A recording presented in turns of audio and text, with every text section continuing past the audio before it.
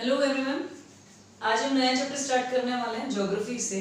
Chapter is lifelines of national economy. Lifelines word किससे relate करता है? इट मींस जो चीजें आपके सर्वाइवल के लिए इंपॉर्टेंट हो उसे हम क्या बोलते हैं? लाइफलाइन। फॉर एग्जांपल ब्रीथ करते हैं हम, तो इनहेल करना बहुत ज़्यादा इंपॉर्टेंट है। इट मींस इस तरह से बहुत सारी चीज़ें ऐसी हैं जो इकोनॉमी में भी एक तरीके से ब्रीदिंग सिस्टम को मेंटेन करती हैं।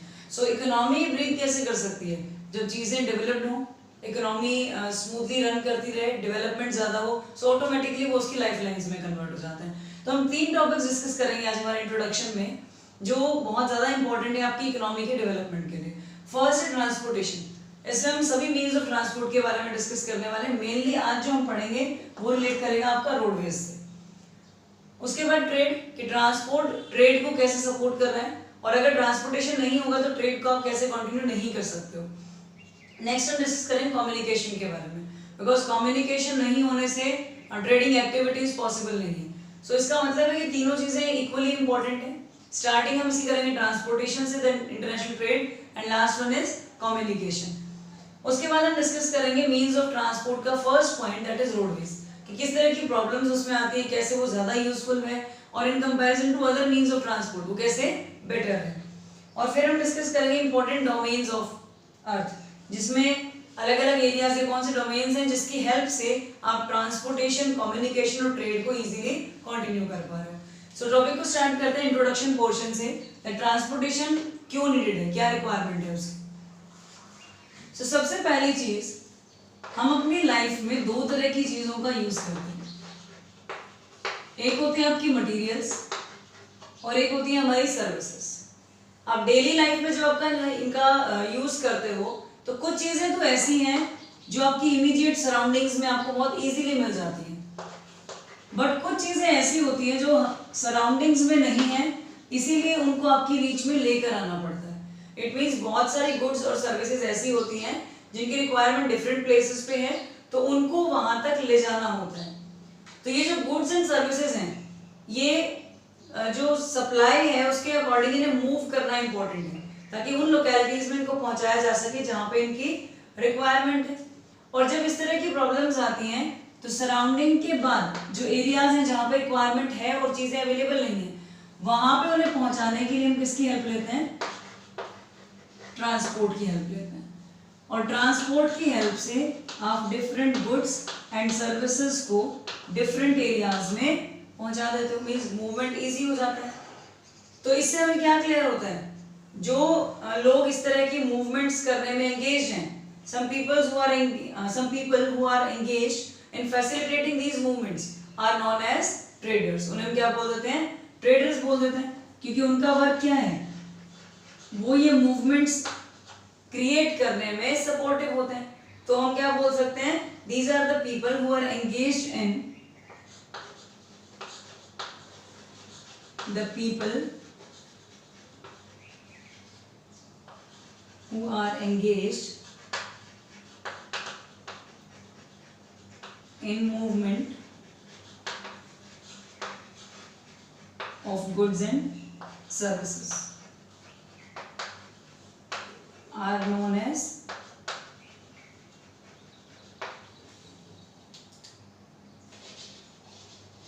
traders। ट्रेड का मीनिंग क्या होता है? एक्सचेंज और movements of goods and services, उसी को हम ट्रेड कहते हैं। अब जो इस एक्टिविटी को कंप्लीट करेगा उसे हम क्या बोल देते हैं? ट्रेडर्स बोल देते हैं। तो इट मींस सभी चीजें आपके पास अवेलेबल नहीं है, बट रिक्वायरमेंट हर जगह पे है। तो उस रिक्वायरमेंट को कंप्लीट करने के लिए ट्रांसपोर्टेशन को यूज किया जाता है गुड्स एंड सर्विसेज के मूवमेंट के लिए। सो इससे ये चीज क्लियर हो जाती है कि ट्रांसपोर्ट एक तरीके से एक लाइफलाइन है इकोनॉमी को बेटरमेंट पे ले जाने के लिए। बिकॉज अगर मूवमेंट्स नहीं हो पाएंगी तो ये पॉसिबल नहीं होगा कि आप डेवलपमेंट जल्दी कर सको। एक चीज को आप 2 दिन में कहीं पहुंचा रहे हो, आप 2 घंटे में पहुंचा रहे हो, तो जितना जल्दी वो एक्सेसिबल होगी, आपकी रीच में आ जाएगी, उतना ही जल्दी उसका यूज आपके लिए बेनिफिशियल होगा। सो अब इस यूज को क्रिएट करने के लिए 3 डोमेन्स हैं जिसके थ्रू हम इन मूवमेंट्स को कंप्लीट करते हैं अर्थ पे। वो 3 डोमेन्स आपके कौन से होंगे? Land, water and air. ये हमारे 3 डोमेन्स हैं जिसकी हेल्प से आप इजीली चीजों को एक जगह से दूसरी जगह पे ट्रांसफर कर सकते हो या लोगों तक पहुंचा सकते हो।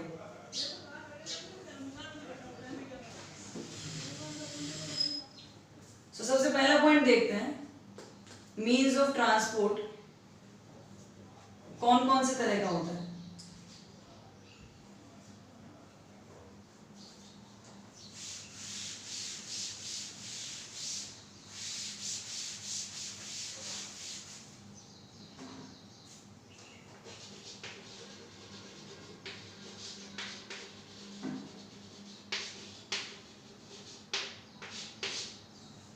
मीन्स ऑफ ट्रांसपोर्ट, अभी मैंने आपको बताया ना 3 डोमेन्स है हमारे पास।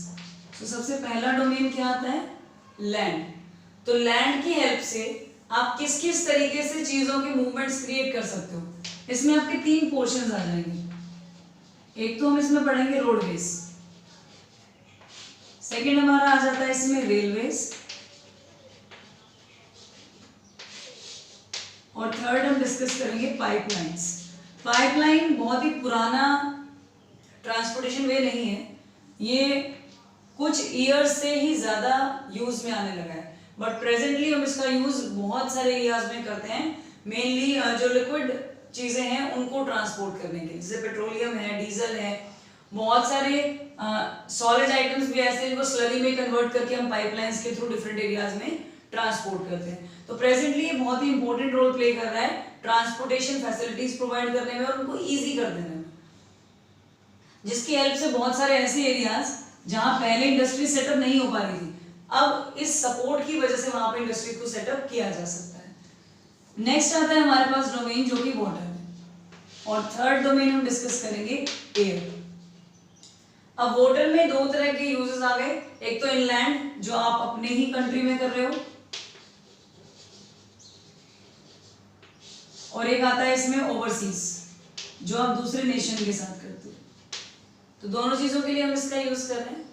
नेक्स्ट पॉइंट आपका आता है एयर, डोमेस्टिक भी है इसमें और इंटरनेशनल भी है।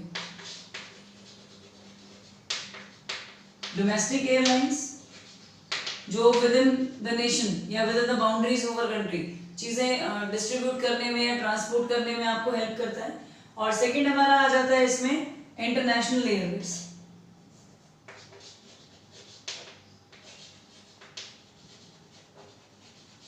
International Airways. अब डोमेस्टिक के फिर से 2 पार्ट्स हैं, कुछ डोमेस्टिक ऐसे हैं जो पब्लिक अंडरटेकिंग्स हैं, इट मींस गवर्नमेंट के कंट्रोल में चल रही हैं, और इसमें कुछ प्राइवेट अंडरटेकिंग्स भी हैं जो प्राइवेट ग्रुप्स जो हैं, इंडिविजुअल्स हैं, उनको कंट्रोल कर रहे हैं। सो ये वेरी करता है किस चीज पे किसका ज्यादा इन्वेस्टमेंट है।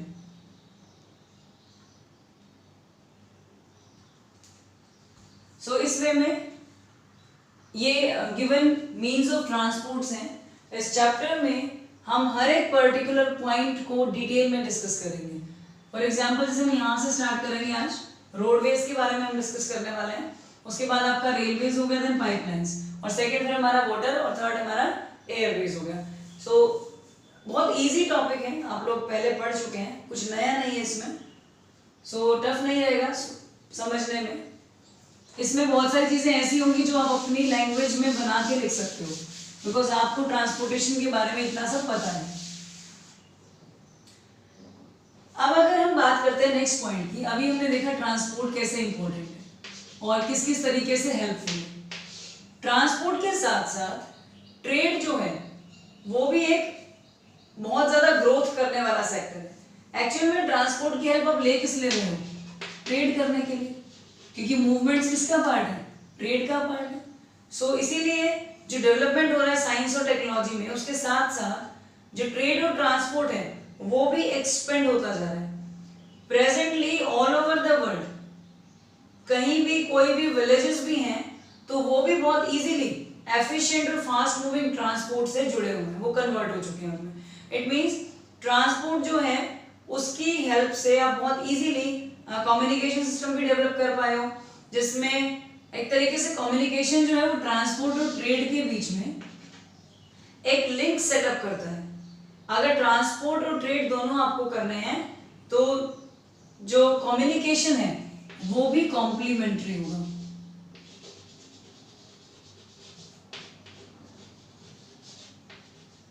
कम्युनिकेशन भी यहाँ पे इक्वली इंपॉर्टेंट रोल प्ले करता है। इट मीन्स ट्रांसपोर्ट, ट्रेड और कम्युनिकेशन तीनों जो है वो एक तरीके से कॉम्प्लीमेंट्री हैं। आप किसी भी एक को अगर मिस करते हो तो प्रॉपर रिजल्ट्स आपको उसके नहीं मिलेंगे। इट मीन्स तीनों चीजें एक साथ कंटिन्यू होती हैं, एक साथ रनिंग में रहती हैं। सो अगर हम प्रेजेंट वर्ल्ड की बात करते हैं तो प्रेजेंटली जो इंडिया है वो वेल लिंक्ड है बहुत सारे कंट्रीज से, अलग अलग नेशन से। इंडिया में बहुत अलग अलग तरह के लोग रहते हैं, लिंग्विस्टिक, सोशल, कल्चरल, अलग अलग चीजें हैं जो डिफरेंशिएट करती हैं एक एरिया को दूसरे एरिया से। सो रेलवेज, एयरवेज, वाटरवेज, या फिर अगर हम बात करते हैं ट्रेड और कम्युनिकेशन की तो इसमें आ जाएगा आपका न्यूज़पेपर्स है, रेडियो, टेलीविजन है। ये सभी चीजें सोशियो इकोनॉमिक प्रोग्रेस में बहुत ज्यादा हेल्प कर रही है। सोशियो इकोनॉमिक प्रोग्रेस में 2 वर्ड्स हैं। फर्स्ट वर्ड आपका रिलेट करता है सोसाइटी से, जिसमें हम ये बात करें कि ट्रांसपोर्टेशन कैसे हेल्पफुल है, फिर रेडियो, टेलीविजन, सिनेमा, इंटरनेट, इनका क्या सपोर्ट इनको मिल रहा है, और इकोनॉमिकली मॉनेटरी टर्म्स पे किस तरीके से ये सपोर्टिव है या हेल्पफुल है। सो इट मींस हम बहुत इजीली ये चीज डिफाइन कर सकते हैं कि अपने आसपास जो भी अमेनिटीज, जो भी फैसिलिटीज आती जा रही हैं वो आपके लाइफ के कंफर्ट को इंक्रीज कर रही हैं, और यही जो कंफर्ट का लेवल इंक्रीज हो रहा है ये शो करता है कि ट्रांसपोर्ट, ट्रेड और कम्युनिकेशन बहुत ही ज्यादा हेल्पफुल है किसी भी कंट्री को प्रॉपरली डेवलप करने के लिए। सो अब हम आ जाते हैं नेक्स्ट पॉइंट पे कि कौन से एरियाज ऐसे हैं जहाँ पे किस तरह का नेटवर्क सिस्टम ज्यादा बेटर है, कौन सा कम्युनिकेशन ज्यादा बेटर वे में वर्क कर रहा है, और कैसे इनकी हेल्प से ग्लोबल ट्रेड इजी हो गया। सो हम टॉपिक को स्टार्ट करते हैं फर्स्ट पॉइंट से, that is point of transport, roadways.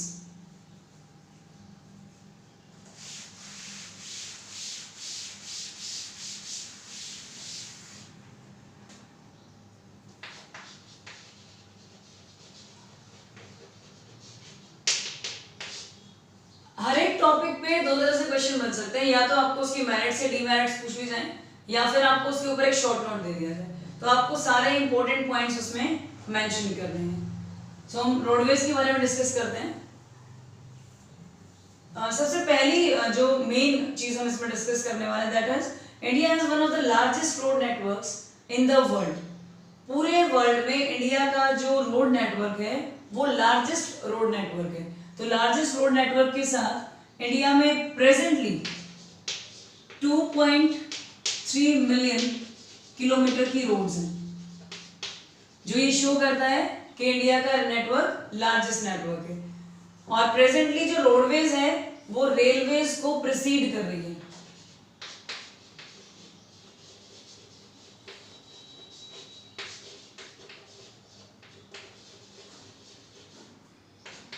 It means roadways का जो नेटवर्क है वो रेलवेज से भी ज्यादा है इंडिया में, जबकि रेलवे नेटवर्क भी यहाँ बहुत वास्ट है, बट उसके कंपैरिजन में रोडवेज का नेटवर्क और भी ज्यादा है।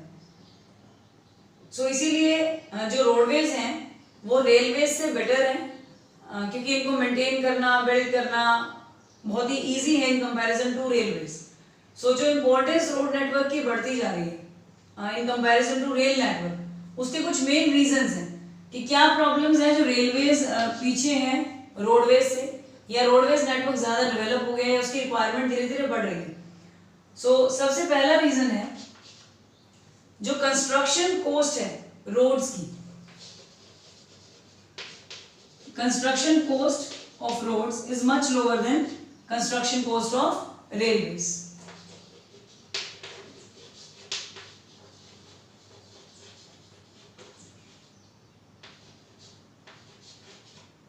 Construction cost of roadways is much lower than railways। सबसे पहला रीजन यही है कि रेलवेज को जब आप सेटअप करते हो, उनके लिए पाथ्स बनाए जाते हैं, तो उस पर बहुत ज़्यादा इन्वेस्टमेंट करना पड़ता है, उनको मेंटेन करना बहुत इजी नहीं है। और उसके कंपैरिजन में अगर हम रोडवेज की बात करें तो यहाँ पे उन्हें मेंटेन करना भी बहुत ईजी है और उन्हें कंस्ट्रक्ट करना भी ईजी है। और कॉस्टिंग का जो गैप है जो आपके प्रॉफिट्स को डिक्रीज और इंक्रीज करता है, वो गैप भी यहाँ पे बहुत ज्यादा है। सो इसीलिए roadways in comparison to railways ज्यादा बेटर होगी। सेकेंड चीज, रोड्स जो हैं हर तरह की अनड्यूलेटिंग टोपोग्राफी पे बनाई जा सकती है। इट मीन्स किसी भी तरह का एरिया हो, वो प्लेन एरियाज हैं, माउंटेनियस एरियाज हैं, हिली एरियाज हैं, रोड्स को वहां पे मेंटेन करना ज्यादा इजी है। So roads can transverse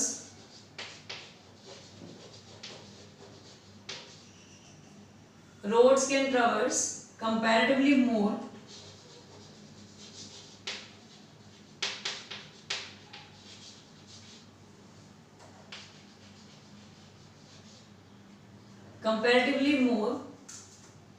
dissected and undulating topographics.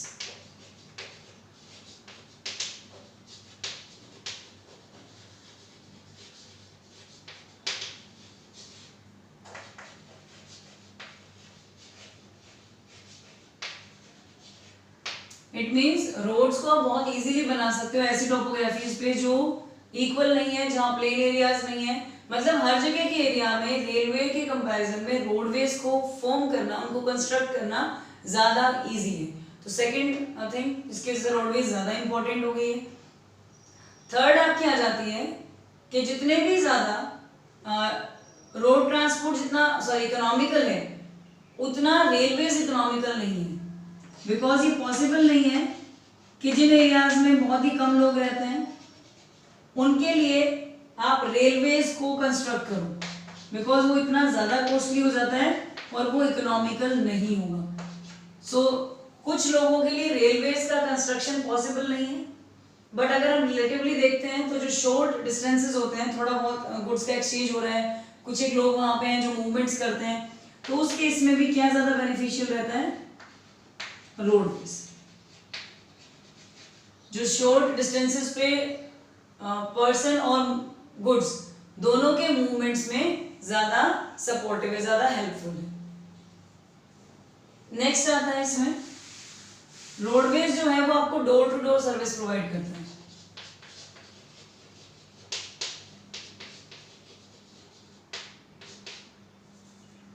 Door to door service provide करता है, रेलवेज में ये पॉसिबल नहीं है।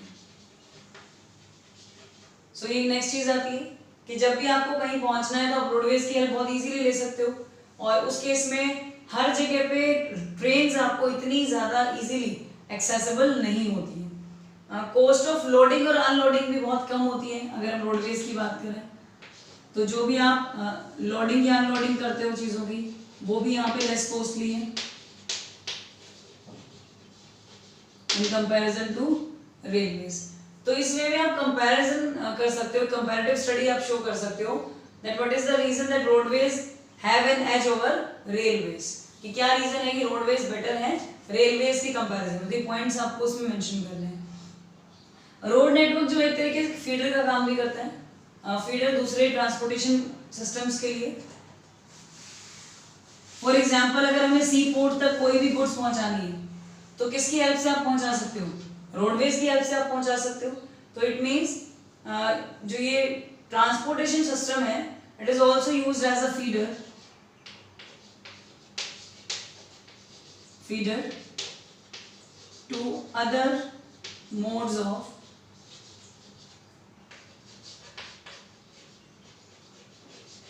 ट्रांसपोर्ट। मीन्स बाकी जो भी आपके वेज हैं उन सभी के लिए ये ज्यादा हेल्पफुल रहता है। फॉर एग्जाम्पल अगर आपको चीजें पहुंचानी है सी पोर्ट्स तक या फिर एयरपोर्ट्स तक आपको पहुंचानी है, सो इसके साथ ही रेलवे स्टेशन भी आ गए, अगर वहां तक पहुंचानी है तो इन सब चीजों में क्या हेल्पफुल रहता है आपके लिए, रोडवेज। सो इट मीन्स ये एक तरीके से बाकी सभी ट्रांसपोर्टेशन सिस्टम्स के लिए या मीन्स के लिए एक फीडर का वर्क प्रोवाइड करता है।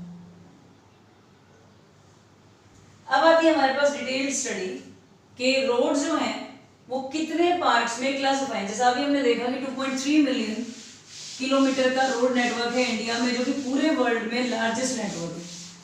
सो जब इतना बड़ा नेटवर्क है इट मीन्स डिवीजन भी बहुत सारे होंगे।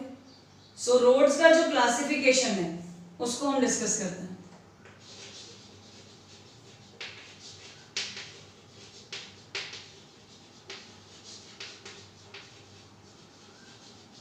Classification of roads. रोड्स को 6 डिफरेंट वेज में क्लासिफाई किया गया है। इसको हम जनरली हाईवेज में पढ़ेंगे डिफरेंट। तो ये 6 क्लासिफिकेशन का जो फर्स्ट क्लासिफिकेशन है उसे हम बोलते हैं गोल्डन क्वाड्रिलेटरल। क्वाड्रिलेटरल वर्ड हम इसलिए यूज कर रहे हैं कि 4 पॉइंट्स को कनेक्ट करता है। सुपर हाईवेज,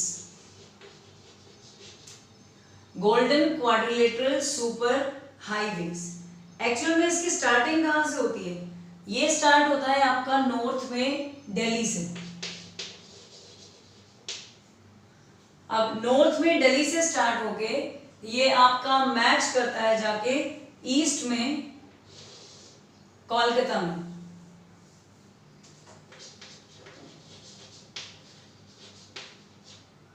ये सभी वो सिटीज है जहां पे वर्क स्पीड बहुत ज्यादा है, ये डेवलप्ड एरियाज हैं और यहाँ पे चीजों का मूवमेंट जो है या लोगों का जो आना जाना है वो बहुत ही मैक्सिमम है। इसके बाद ये पॉइंट आपका कनेक्ट हो जाएगा चेन्नई में,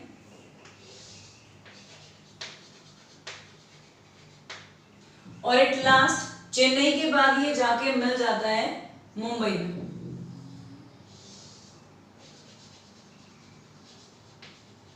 और फिर से ही कनेक्ट हो जाता है जाके दिल्ली में। तो ये हमारे मैप में जब आप देखोगे ना पेज नंबर 83 पे गिवन है बेटा ये मैप, तो ये 4 पॉइंट्स आपको उसमें दिखेंगे।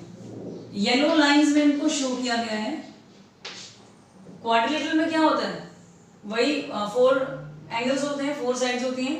सो सेम उसी वे में यहाँ पे भी वही है, इसीलिए इसको नेम क्या दे दिया गया? Golden quadrilateral. सुपर हाईवेज हम इसलिए बोल रहे हैं क्योंकि ओवरऑल पूरे इंडिया में मेन सिटीज को ये कनेक्ट कर रहा है एक दूसरे के साथ, जो कि ऐसे एरियाज हैं जो बहुत ही इंपॉर्टेंट है ट्रेड को कंटिन्यू करने के लिए। सो इसीलिए इनको सुपर हाईवेज बोला गया है। ये एक प्रोजेक्ट है गवर्नमेंट का, जो मेजर रोड डेवलपमेंट प्रोजेक्ट बोला गया था इसको। ये दिल्ली, कोलकाता, देन चेन्नई एंड मुंबई, इन सभी को कनेक्ट करता है और फाइनली फिर से दिल्ली में कनेक्ट हो जाता है। 6 लेन सुपर हाईवेज है।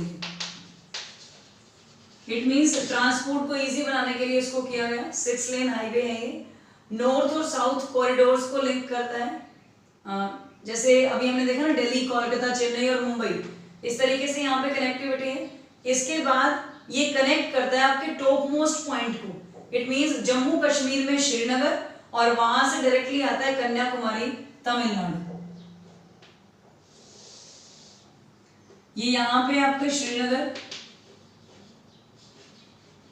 जम्मू कश्मीर में, और फिर आप नीचे आ जाओ Tamil Nadu, Kanyakumari.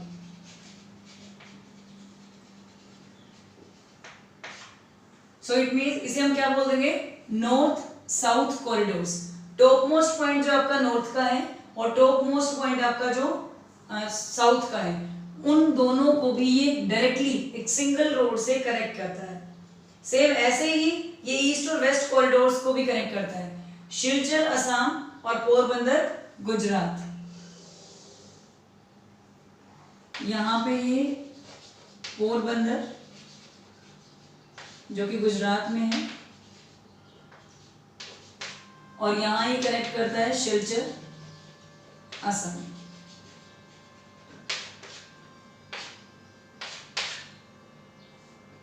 So it means यहाँ पे हमने 3 चीजें देखी। सबसे पहला आपका आ जाएगा जहां पे कनेक्टिविटी कहाँ क्रिएट हो रही है? दिल्ली से कोलकाता, कोलकाता से चेन्नई, चेन्नई से Mumbai, and after that to Delhi. 6 lane super highways हैं जो कनेक्ट कर रहे हैं एरियाज को। इसके बाद ये कनेक्ट कर रहा है top most point of north को साउथ के साथ। सो इसे हम क्या बोलते हैं? नॉर्थ साउथ कॉरिडोर्स बोलते हैं। सेम ऐसे ही कनेक्ट करता है ईस्ट वेस्ट को। ये आपका पोरबंदर गुजरात से कोलकाता, शिलचर असम तक कनेक्ट करता है। सो ये जो डिस्टेंसेस हैं मेनली इनको इसलिए किया गया ताकि टाइम रिड्यूस हो जाए। जो डिस्टेंस है इन मेगा सिटीज का उन तक पहुंचने का मेन ऑब्जेक्टिव यही है। और इन हाईवे प्रोजेक्ट्स को जो इम्प्लीमेंट करता है उसे हम कहते हैं NHAI। आपने जितने भी हाईवेज हैं वहां पे देखा होगा ऊपर लिखा होता है national highway authority of India, that is NHAI, national highway authority of India. तो ये जितने भी प्रोजेक्ट्स हैं हाईवेज के, इन सभी को जो national highway authority of India है वही इंप्लीमेंट करता है और वही उनको मेंटेन करके भी रखता है। सो आई थिंक क्लियर हो गया होगा सभी को गोल्डन क्वाड्रिलेटरल सुपर हाईवेज क्या है। इसमें जो पॉइंट्स आपको मेंशन करने, सबसे पहली चीज, ये गवर्नमेंट का प्रोजेक्ट है, डेवलपमेंट प्रोजेक्ट, जहां पे दिल्ली, कोलकाता, चेन्नई और मुंबई इन्हें कनेक्टिविटी दी गई है। Then after that north south corridors और ईस्ट वेस्ट कॉरिडोर्स को कनेक्ट किया गया है। और मेन ऑब्जेक्टिव था डिस्टेंस और टाइम इन मेगा सिटीज के बीच में पहुंचने का, उसको मिनिमाइज कर दिया जाए। सो इसीलिए जितने भी हाईवे इस तरह के प्रोजेक्ट्स को मेंटेन कर रहे हैं वो सभी NHAI के अंडर आते हैं, national highway authority of India के अंडर आते हैं। अब आता है हमारे पास next point, national highways.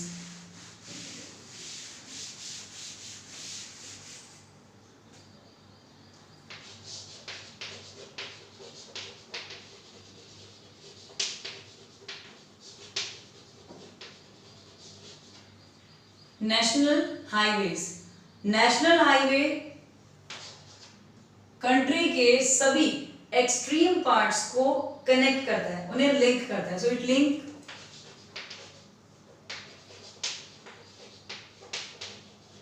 Extreme parts of the country, ये सभी एक्सट्रीम पार्ट्स को एक दूसरे के साथ लिंक कर देता है। और इसमें जितने भी प्राइमरी रोड सिस्टम्स हैं उनको मेंटेन करना, उनको प्रिपेयर करना, इंप्लीमेंट करना, ये सभी चीजें आती हैं CPWD के अंदर। CPWD जिसका फुल फॉर्म क्या हो जाएगा, central public works department, central public works department. So यही इनको मैनेज करता है। बहुत सारे मेजर नेशनल हाईवेज बनाए गए हैं जो नॉर्थ साउथ और ईस्ट वेस्ट डायरेक्शंस में हैं, ताकि सभी पार्ट्स लिंक किए जा सकें। एक सबसे मेन जो हिस्टोरिकल मार्ग है जिसे हम शेर शाह सूरी मार्ग भी बोलते हैं, जो कि नेशनल हाईवे नंबर 1 है, दिल्ली से अमृतसर जो कनेक्ट हो रहा है, उसे एक नेम दिया गया हिस्टोरिकली शेर शाह सूरी मार्ग, जो कि आपका NH1 है।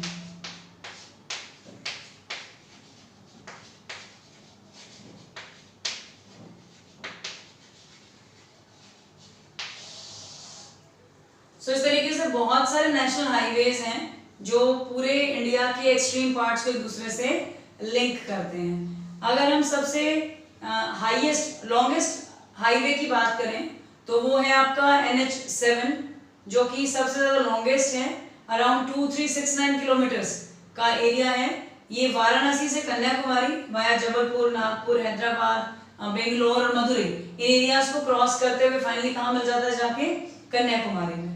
और दिल्ली और मुंबई को भी ये कनेक्ट करता है, और ये है हाईवे नंबर 8। इसके बाद आपका आता है हाईवे नंबर 15, जो मैक्सिमम पार्ट्स राजस्थान के उन सभी को कवर करता है। तो 2-3 पॉइंट्स ऐसे हैं जो इंपॉर्टेंट है, आपको याद रखने हैं। ये हिस्टोरिकली याद रखोगे आप। सेकंड, अगर आपसे लॉन्गेस्ट पूछा जाए तो आपका NH7 है। लॉन्गेस्ट में दो तरह से आता है, एक तो NH44 आता है जो कि नॉर्थ और साउथ कॉरिडोर को डायरेक्टली मर्ज कर देता है, इकट्ठा कर देता है। इसमें 7 हाईवेज इकट्ठा हो जाते हैं NH44 में।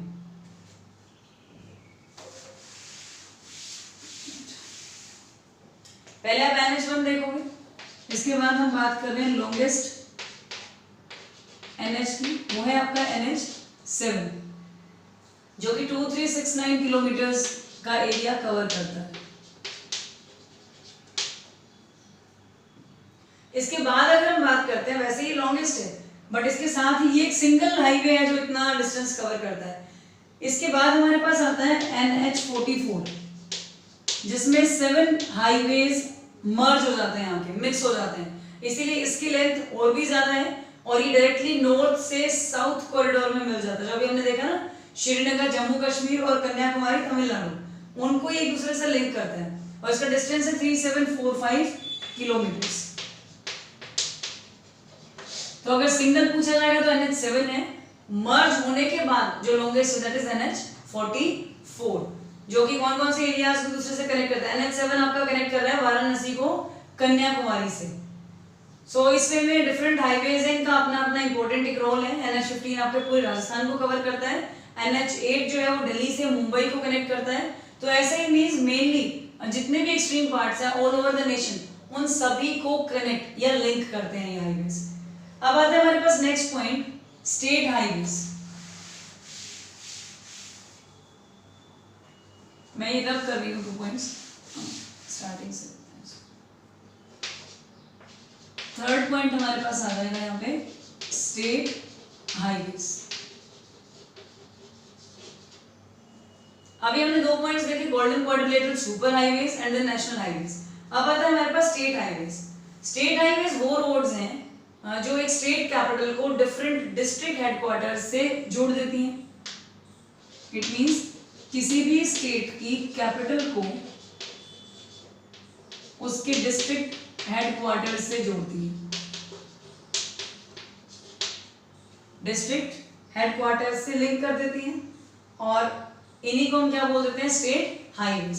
ये जितनी भी रोड्स हैं इनको मेंटेन करना, इनको कंस्ट्रक्ट करना, ये सारा जो वर्क है ये स्टेट करता है। और स्टेट ने ये जो रिस्पॉन्सिबिलिटी है किसको दी हुई है, पब्लिक वर्क डिपार्टमेंट।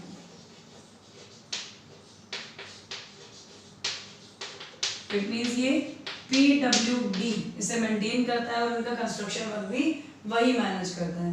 पूरे स्टेट में और यूनियन टेरिटरीज में दोनों जगह पे ये रिस्पॉन्सिबिलिटी पब्लिक वर्क डिपार्टमेंट को ही डिवाइड की जाती है, डिस्ट्रीब्यूट की जाती है। अब हमारे पास आता है स्टेट हाईवेज के बाद 4th point, district roads.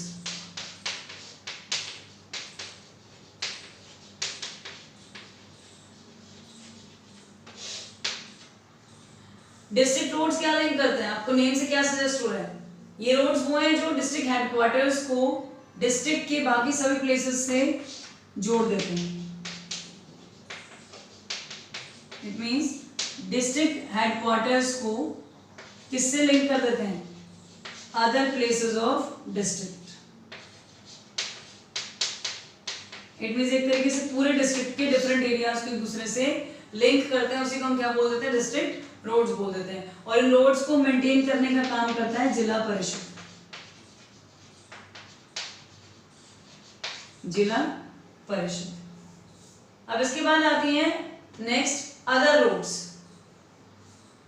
State highways में पॉइंट हमें और याद रखना है कि यूपी का जो स्टेट हाईवे है वो सबसे लॉन्गेस्ट स्टेट हाईवे है 7863 किलोमीटर के साथ। सो ये पॉइंट आपको लर्न करना है। अब आता है नेक्स्ट पॉइंट, अदर रोड्स।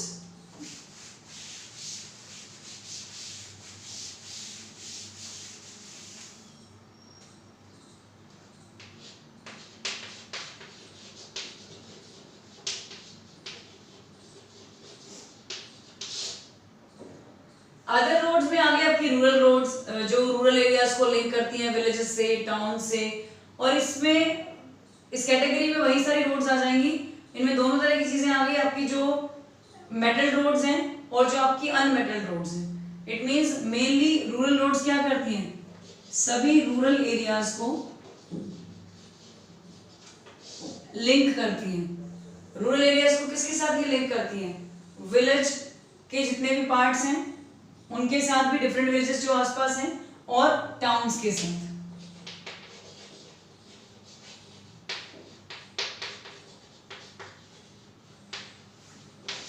ये कनेक्ट करती हैं विलेज को पूरे डिफरेंट एरियाज के टाउन्स के साथ। इन रोड्स को स्पेशली अंडर रखा जाता है प्रधानमंत्री ग्रामीण सड़क योजना के, जिसको वही कंट्रोल करते हैं। तो PMGSY, प्रधानमंत्री ग्रामीण सड़क योजना, इसके अंडर इनको बनाया जा रहा है, कंस्ट्रक्ट किया जा रहा है।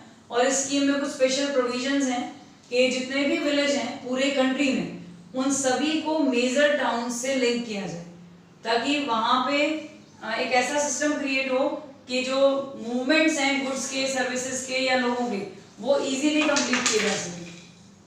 अब आता है हमारे पास लास्ट पॉइंट, बॉर्डर रोड्स।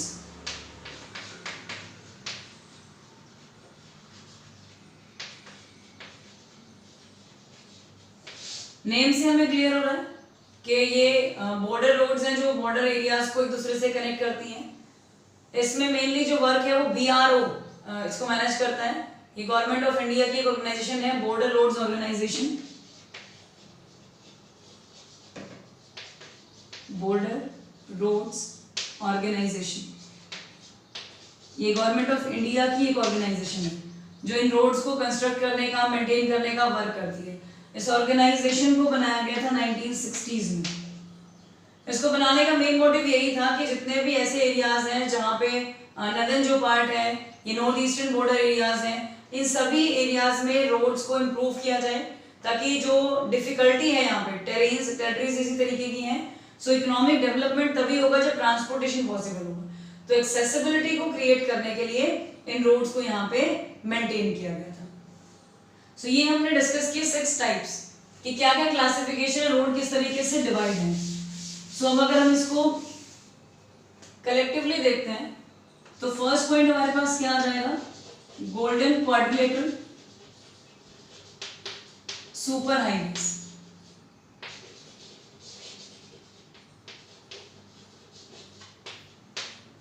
इसके बाद सेकंड पॉइंट हो गया हमारे पास नेशनल हाईवेज।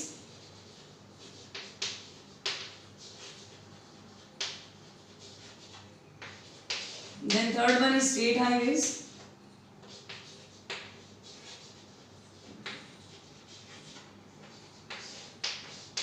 डिस्ट्रिक्ट रोड्स,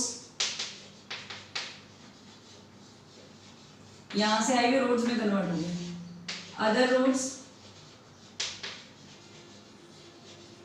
जिसमें आप रूरल एरियाज की बात कर रहे हैं, जो रूरल एरिया को लिंक करता है डिफरेंट मेन टाउन्स के साथ। और लास्ट हमारे पास आ जाता है बॉर्डर रोड्स।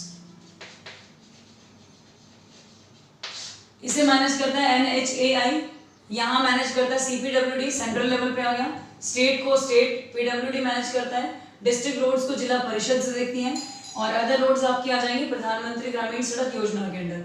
और बॉर्डर रोड्स मींस जो BRO के अंडर आती हैं, जहाँ पे ये ऑर्गेनाइजेशन गवर्नमेंट ऑफ इंडिया के लिए वर्किंग है, वो यहाँ पे कंस्ट्रक्शन का काम करती है। अब आता है हमारे पास लास्ट पॉइंट आज के टॉपिक का। रोड्स का क्लासिफिकेशन 2 पार्ट्स में है मेनली, मेटल्ड और अनमेटल्ड रोड्स।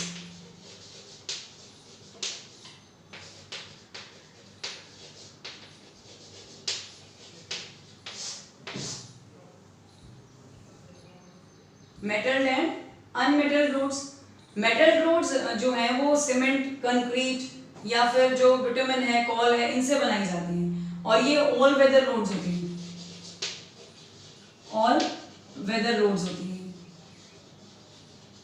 एक आती है हमारे पास अनमेटल्ड रोड्स, जो कि रेनी सीजन में यूज नहीं कर सकते हम लोग। इट मींस मेनली जो रोड्स हैं सीमेंट या बेटर चीजों से बनाई जाती हैं वो मेटल्ड होंगी, और बाकी रोड्स हमारी अनमेटल्ड रोड्स होंगी। तो 2 पार्ट का डिवीजन है या क्लासिफिकेशन है रोड्स का। इसीलिए कोशिश ये की जा रही है कि अनमेटल्ड रोड्स को भी प्रॉपर्ली मैनेज किया जाए, ताकि जो भी क्राउड रेनी सीजन में मेटल्ड अनमेटल्ड का है वो कहाँ शिफ्ट हो जाता है, मेटल्ड पे। और इसीलिए उन एरियाज में जाम लगने की प्रॉब्लम ज्यादा बढ़ जाती है। सो इसीलिए हर तरह के रोड्स को मेंटेन करने के लिए गवर्नमेंट स्ट्रेटजीज प्लान करती है।